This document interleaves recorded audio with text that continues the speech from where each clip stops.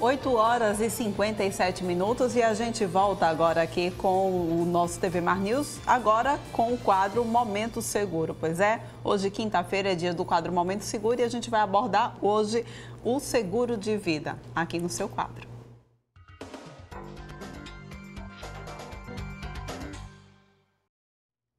Já recebendo de Jaildo Almeida, aqui do meu lado, corretor de seguros, que vai conversar com a gente sobre esse tema, né? Sobre esse seguro, que é um seguro que ainda causa muito impasse, porque muita gente enxerga ele meio troncho, assim, né? É como se fosse um tabu.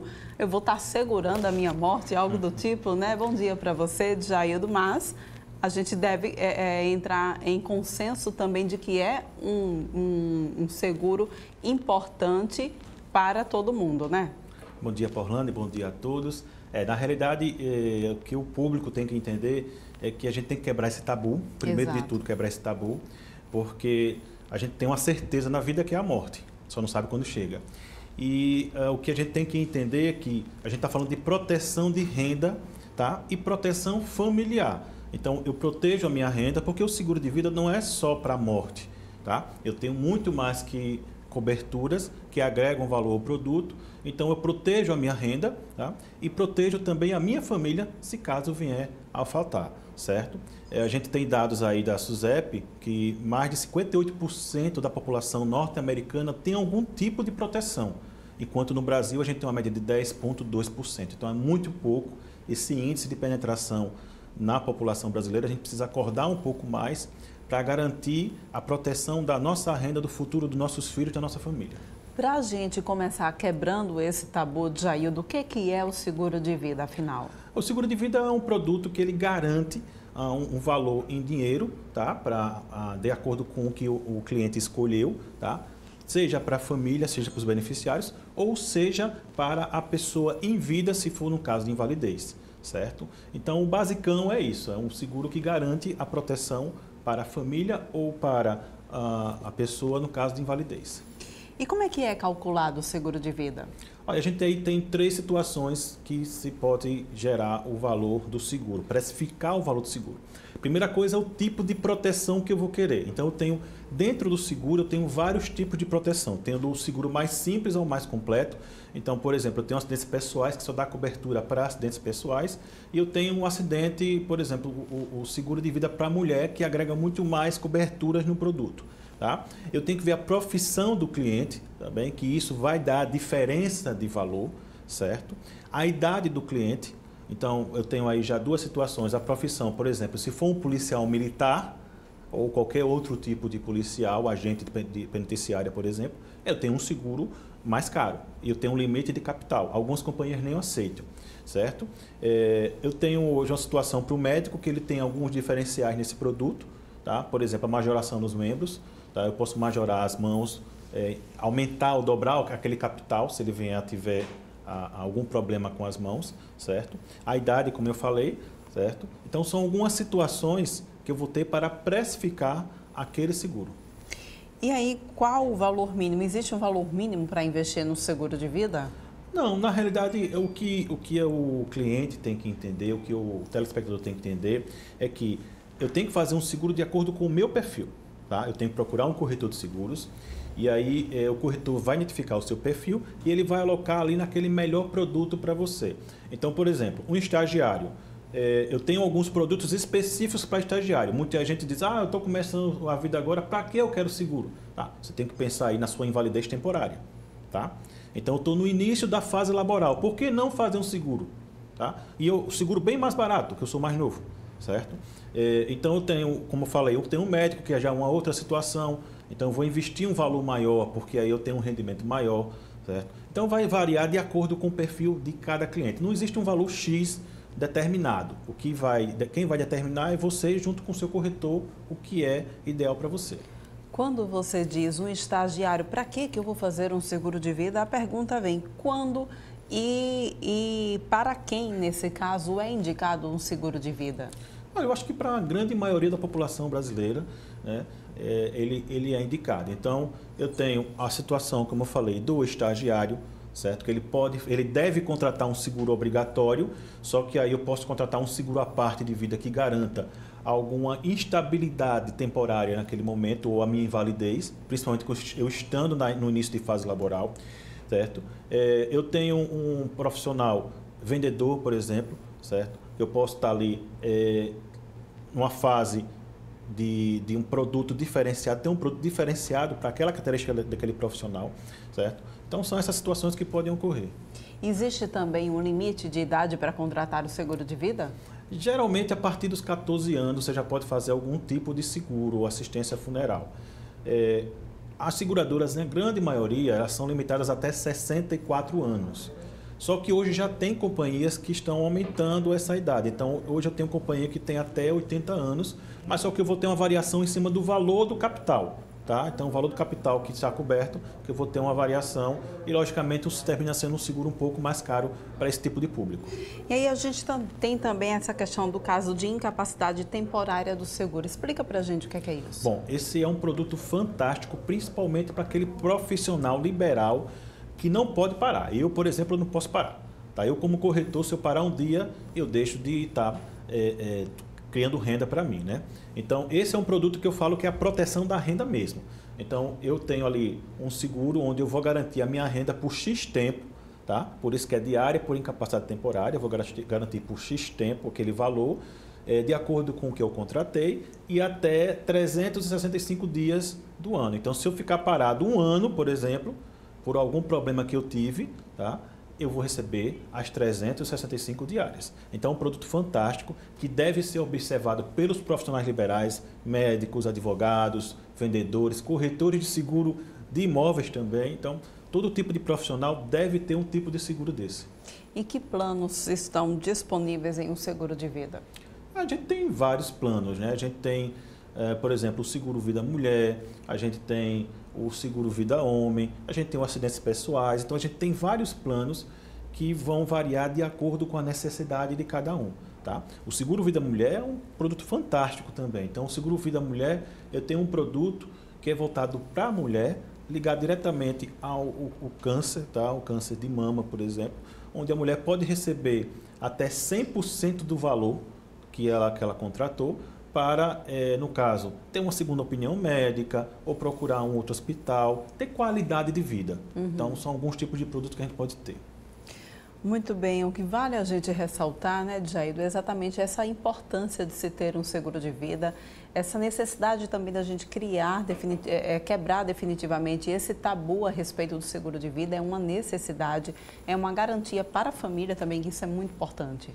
Com certeza, é proteção familiar, é proteção de renda, é proteção para você, se você tiver uma necessidade, e é um produto que agrega muito valor, tá? Não só as coberturas, mas também benefícios como desconto em farmácia e outros serviços que as seguradoras podem agregar a esse produto. Muito bem, aí a gente já tem também o nosso tema para a próxima semana, não é isso? Sim, o nosso tema para a semana a gente fala sobre seguro fiança locatícia, tá? É um produto que está crescendo no mercado, em alguns estados teve um crescimento de até 50%, então é um produto bacana para você, para a semana, acompanhar a gente aqui na TV Mar. Muito bem, eu já estou ansiosa então para descobrir que tipo de seguro é esse. Eu agradeço muito a tua participação mais uma vez aqui no TV Mar News, no nosso quadro Momento Segura. Eu que agradeço, um bom dia a todos, excelente quinta. Até a próxima quinta-feira, se Deus quiser. Com certeza. Pois é, esse foi o quadro então Momento Seguro. Semana que vem a gente traz mais novidades para vocês. Um oferecimento Jaraguá Seguros. E olha só, gente, a gente vai mudar um pouquinho agora de assunto, mas continua aí falando, de certa forma, de economia também. Agora a gente vai falar sobre a prorrogação do auxílio emergencial. Pois é, houve prorrogação com algumas mudanças, né, metade do valor, e a gente vai entender que impactos isso traz aqui na nossa economia. Viderlan Araújo traz mais informações para a gente. Pandemia versus economia, os impactos que acontecem, as ações do governo para salvaguardar aqueles que, infelizmente, ficaram no desalento, procurando um emprego que não existe, os desempregados, os miseráveis e uma nova figura, os invisíveis. Mas para falar sobre tudo isso, um especialista, o nosso mestre Cícero Pérez, que está por aqui, economista, ele nos faz toda uma análise, desde o primeiro momento das iniciativas de governo até agora, e o que é que se pode esperar desse novo momento do auxílio emergencial, ficando em 4 prestações de R$300. Bom dia, Fernando. Bom dia, Porlane. Nós estamos vivendo um momento de transição, ou seja, o auxílio emergencial, que passou a ser pago a 1.200.000 alagoanos, uma média de R$680, ou seja, que nós tínhamos por mês aqui em Alagoas até o mês passado, de agosto, até a semana passada, né, Fernando? Nós temos 780 milhões de reais dedicados a estas 1.200.000 pessoas, famílias também.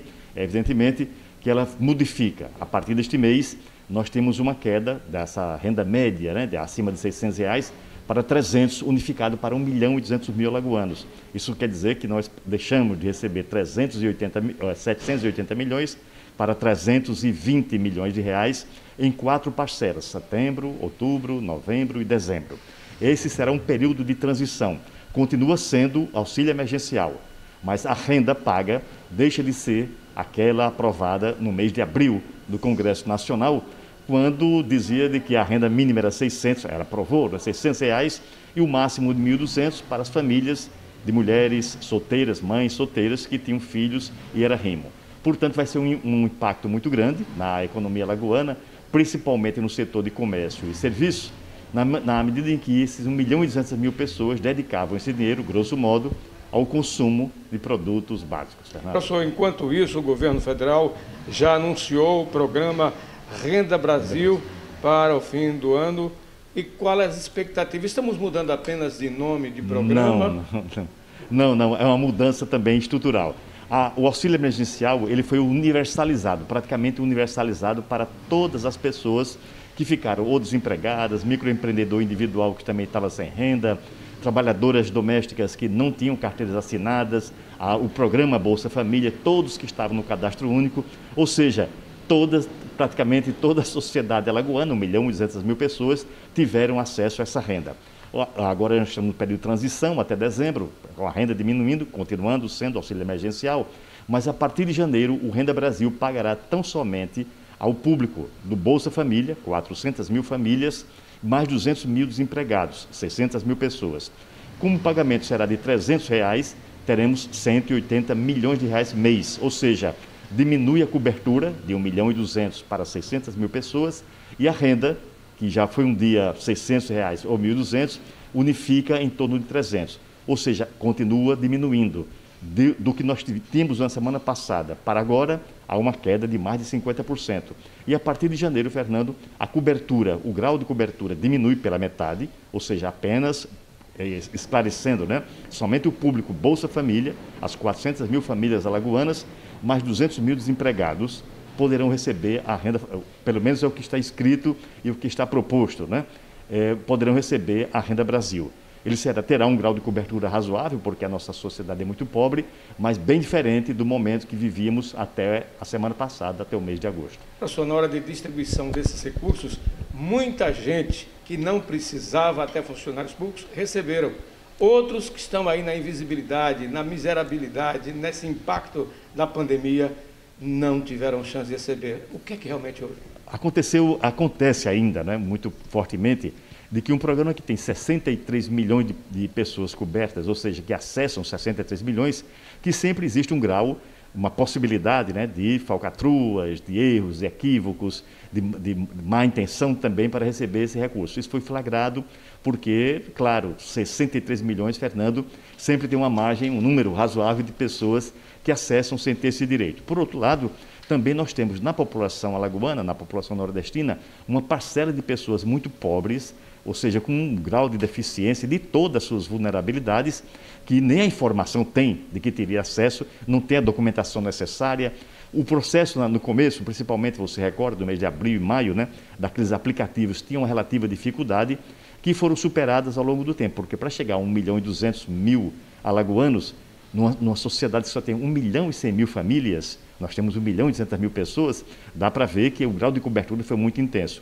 Portanto, o Renda Família, ele será um Bolsa Família ampliado, ou seja, ampliado com aqueles que comprovarem realmente que estavam trabalhando e perderam seus empregos, ou seja, com os desempregados, não mais com toda a população vulnerável da sociedade. Professor, aqueles que não tiveram acesso, mesmo os mais necessitados, enquanto a vida, a esperança desse povo receber. Sim, sim, porque, veja bem, todos, Fernando, teoricamente, devem estar no cadastro único, o cadastro do CAD único, né, que é a base de dados do governo federal, para todos aqueles que querem aceder aos programas, todos os programas, todos, sem exceção. Assim como as pessoas também se inscrevem com o cartão do SUS, não é? Então, o cadastro único é um direito da cidadania, comprovando a sua renda, as suas dificuldades materiais. Existem regras, existe clareza, né, na legislação daqueles que podem aplicar. Então, na verdade, continua aberta as inscrições para o cadastro único. O cadastro único tem, em todos os municípios do Brasil, tem a possibilidade de continuar se inscrevendo para janeiro receber Renda Brasil. Difícil é para aqueles que sequer têm o RG ou o CPF. Sim, sim. Por exemplo, a população de rua, a população moradora de rua, essa é uma população extremamente vulnerável, mas ela tem que ter outro instrumento importante da política social, que se chama busca ativa. A busca ativa é aquele quando o setor público, Fernando, busca entender e procurar, vai na casa de todos os moradores, vai nas ruas onde essas pessoas dormem ou onde se encontram, né, nas suas situações excepcionais, para fazer política pública, ou seja, renda, cobertura sanitária, um mínimo de apoio para que essa população possa enfrentar. Ela já estava em dificuldade. A dificuldade dessa população não foi criada exatamente pela pandemia, já era anterior. Portanto, é um problema estrutural que continua sendo coberto pelo cadastro único, pelas políticas sociais criadas ao longo de muitas décadas, né, na verdade. Entre o que se pode chamar de dávida ou um governo bonzinho que ajuda o povo pobre e a necessidade de pulverizar a economia, distribuindo dinheiro para ver se a recessão não chega pior do que se avizinha. Olha, o auxílio emergencial foi o mais importante instrumento contra a crise econômica. Comprovadamente, os cálculos que se fazem de todos os lados, na academia, no poder público, revelam que pelo menos 2,5% do PIB brasileiro ele deixou de cair em função da renda. Por quê? Porque essa renda vai todo para o consumo de produtos básicos. Foi o auxílio emergencial que movimentou todo o comércio, todo o setor de serviço, as feiras, mercadinhos, as farmácias, supermercados, lojas populares, tudo isso foi movimentado, inclusive o material de construção a varejo, né, que foi a estrela desses últimos meses do consumo popular. Portanto, o auxílio emergencial ele tem um papel, evidentemente, contra a pobreza, contra a fome, contra alguns elementos sociais impactantes, mas também de apoio à economia nesse período de pandemia, no período de crise econômica que nós estamos vivendo desde o mês de abril, para enfrentar e transitar e chegarmos até dezembro com uma relativa tranquilidade. A pandemia mexeu com a vida do ser humano em todo o globo terrestre e mexeu muito mais ainda com a vida econômica de cada país, a exemplo do Brasil.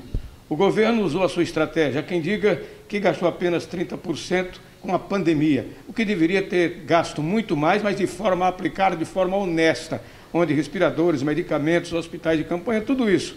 E tudo isso para salvar vidas e também salvar a economia. Você também nos acompanha pela TV Mar no aplicativo TV Mar e ainda pela Gazeta Web. Com as imagens de Chico Nogueira, Fernando Palmeira para a TV Mar da organização Arnaldo de Mello no canal 525 da NET, claro. Pois é, gente. E olha só, a gente vai agora para um rápido intervalo, mas não sai daí porque a gente vai voltar trazendo mais informações para vocês.